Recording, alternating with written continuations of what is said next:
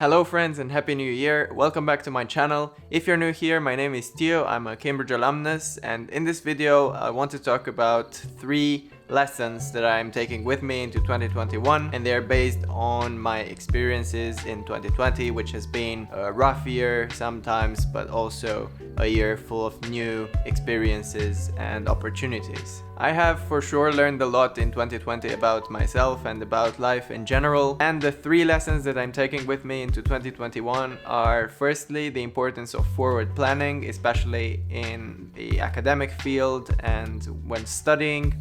Secondly, the importance of making friends and keeping those relationships alive by keeping in contact often, especially during a pandemic. That's very important because you can't just go to class or go to work and meet other people. You have to actively engage with them. And thirdly, and perhaps most importantly, 2020 has taught me flexibility. And I'll talk more about that when we get to that part of the video. Feel free to give this video a thumbs up before we jump right into the first lesson.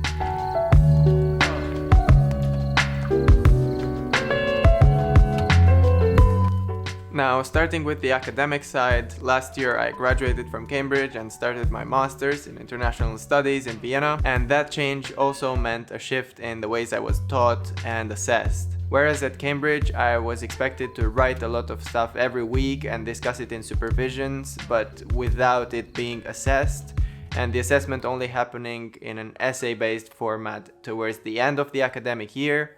Here at the Masters of International Studies, we had 4 written exams at the end of the first term, so it was very different, and I was used to only getting into the material during my first term and not preparing for an actual exam from that material. For this reason, during the first half of the term, I tended to overemphasize the importance of reading rather than actually learning that information and preparing to write it down in the exam. In the second half of the term, I realized that the exams were approaching and that I hadn't organized my information properly, which led to some cramming during the last few weeks before the exams. Well, before I was proud to say that I was never in a situation where I had to cram right before the exams.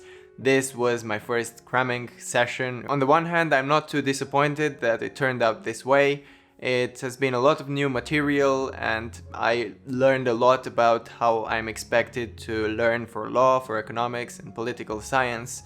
On the other hand, I wouldn't repeat that experience, and this term I would really like to get organized right from the beginning and start organizing the material the moment I come in contact with it, because 8 weeks for every term are quite a small amount of time. And basically the only shift in mindset that is necessary for that is at the beginning of term just realizing that the exams are approaching. And starting the term with the exams in mind helps you get your information organized a lot better, because you start looking at the exam format right from the beginning and know what to expect in terms of questions. And generally, as a takeaway from this, forward planning at university is much better than cramming, because the point is getting stuff in our long-term memory and not just cramming stuff in our short-term memory in order to spit it out in the exam and then forget about it. So hopefully if you're starting your new term or semester right now, you'll keep that in mind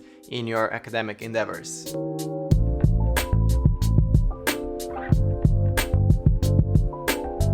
Now, maintaining human contact in a pandemic and in a digitalized world is a tough one. It's a problem that mankind will have to face in the following century at least. Well, digital communication is a great invention that is allowing us to communicate with many people every day. There are some aspects of the live interpersonal connection that are irreplaceable in the online realm. One of these aspects is the randomness of it. Normally in our pre-pandemic lives, we would just go to work, go to school, go to university or other organizations that we might be involved with, and just expect to randomly meet people and start conversations with them, and thus keep our relationships alive randomly every day. Now, however, that we all work at our desks in front of our laptops in Zoom meetings, that randomness is inexistent. If we hop on a Zoom meeting, we do that for a particular purpose, like a class or a meeting, But what is really lacking are those small conversations before the event starts and after the event has ended, and potentially going out with people after attending an event together. There have certainly been attempts to simulate that kind of randomness in the online realm, in Discord servers or pub quizzes on Zoom with friends, but it's not the same thing, and they all feel a bit awkward and a bit unnatural. Now, what this situation has taught me personally is that I can't be lazy about my relationships, and if I want to have friends, I actually have to pursue those friendships. Whereas previously I would expect to just randomly meet people in my daily activities and not put too much emphasis on talking to those people or fostering deep and meaningful relationships. Now I realize that that's a very important aspect of life that we can't leave in the hands of chance anymore. So I'm not perfect at this yet, but I'm currently trying to text my close friends every now and then and try to find things to do together, even if we can't be together in the same room. It can be as simple as asking how are you, or wishing them Happy New Year, or wishing them success for the new term, or it can be video calling and getting into deeper conversations, which you can only really do with really close friends. In any case, maintaining all these friendships was absolutely not on my radar before the pandemic started, and now I'm putting a lot more emphasis on it, and I feel that it's making my life a lot better.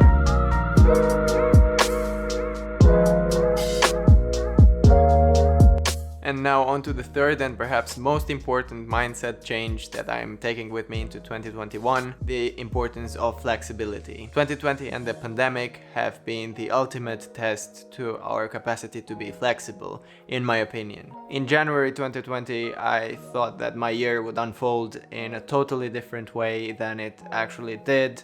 I was still able to achieve a lot of my goals for that year, but in a very different way than I had expected. And at first I was very taken aback by this whole pandemic thing, and I had to really come to terms with changing how I do things. Before March last year, I couldn't even conceive of anything that could interfere with my plans and goals. But with the onset of the pandemic, I slowly and painfully realized just how wrapped up in myself I was before, and I'm assuming that this was the experience for many people. The new situation, however, helped me put everything into perspective, get organized a lot better, and think about ways to go about my plans and goals despite the impediments that the pandemic represented. There has been a lot of suffering last year, especially for the families hit by the virus, but the fact that the year turned out quite well for many people shows just what brilliant achievements can be attained by being flexible and engaging in a collective effort to get organized and make things better and